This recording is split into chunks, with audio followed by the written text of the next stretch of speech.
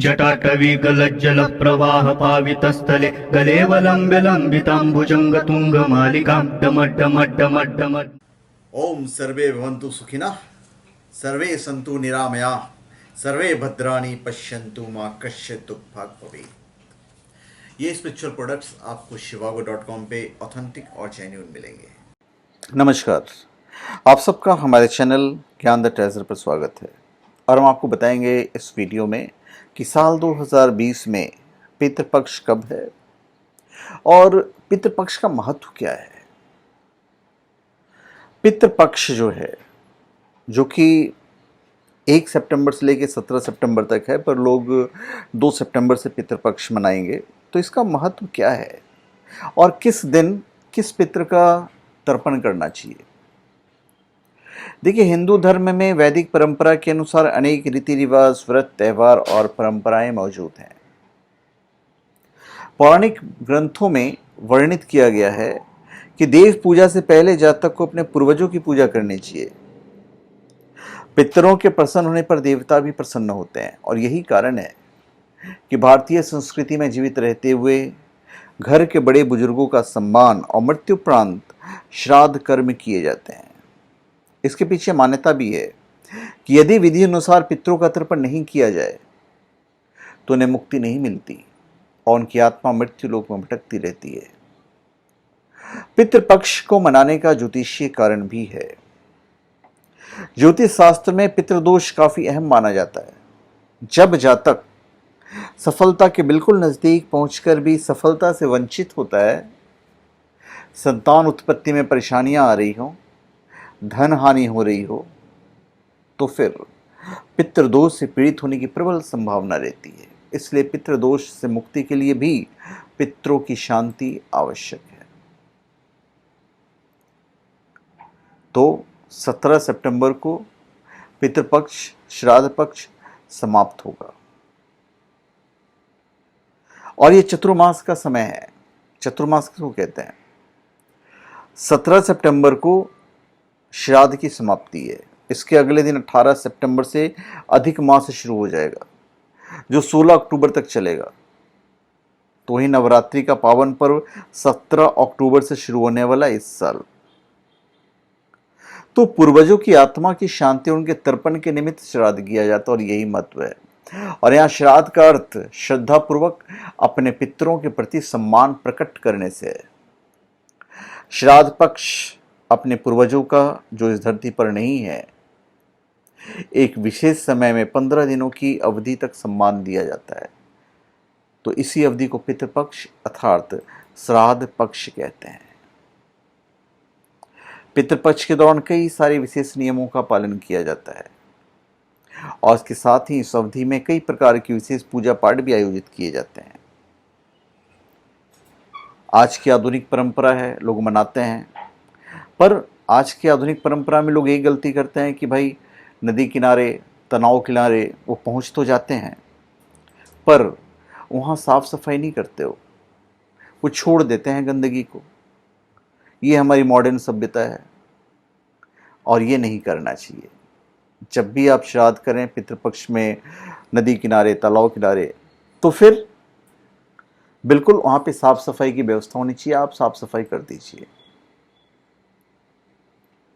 अब हम आपको जो बताने जा रहे हैं कि किसका जो श्राद्ध है कैसे किया जाता है, कब किया जाता है, कौन करता है।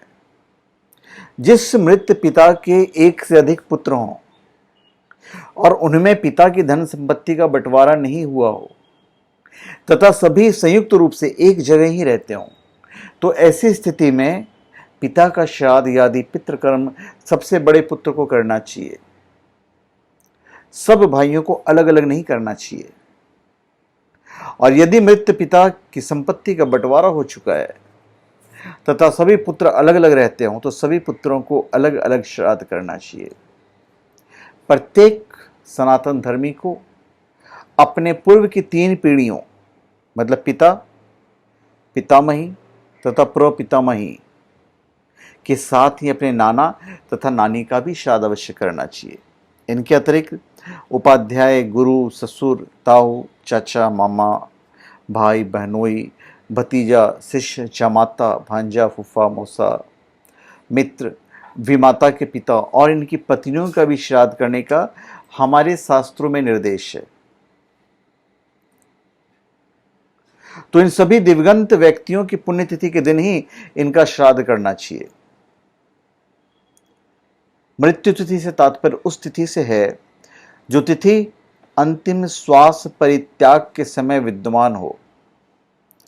उस तिथि को श्राद्ध पक्ष में दोपहर के समय श्राद्ध करना चाहिए। मतलब आप 12:30 से 1 तक कर दीजिए। अगर तिथि ज्ञात नहीं हो तो फिर सर्वपित्र अमावस्या को श्राद्ध करें।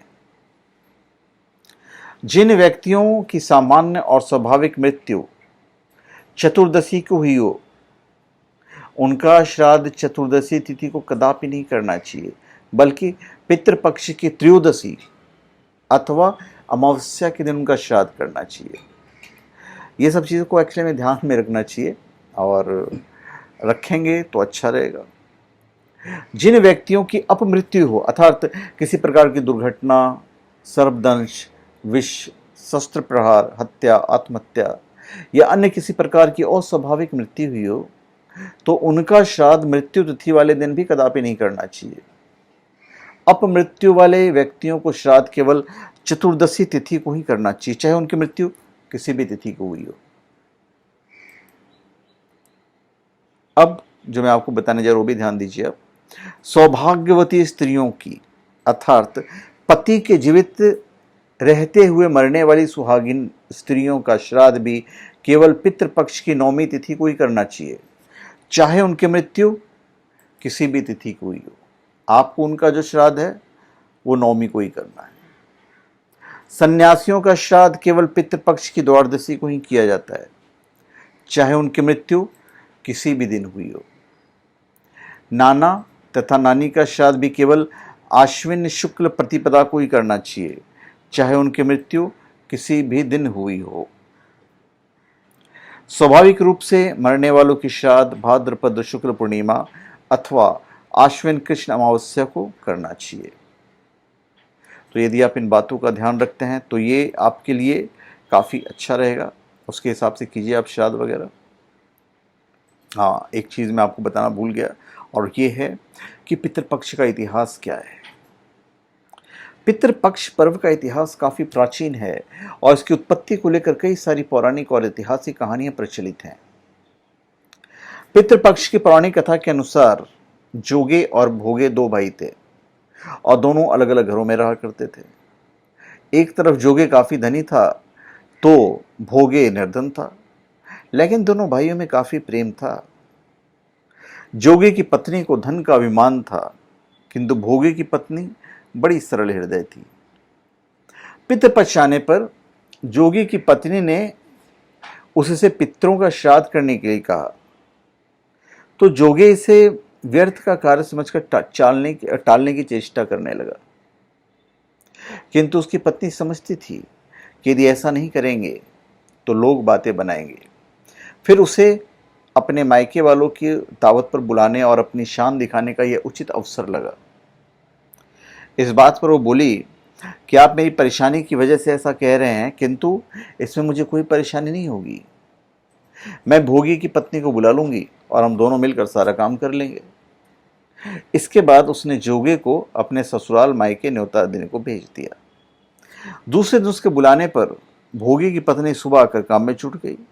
सारा काम निपटाकर वो अपने घर आई, क्योंकि उसे भी अपने घर में पितरों का तर्पण करना था। तो इस प्रकार से दोपहर का समय हो गया और जब पितर धरती पर उतरे तो उन्होंने देखा कि जोगे के यहाँ उसके ससुराल वाले भोजन में जुटे हुए हैं। जब वो जोगे के यहाँ गए तो उसके पास कुछ था नहीं, लेकिन उसकी पत्नी ने पितरों के नाम पर अगियारी जला दी थी।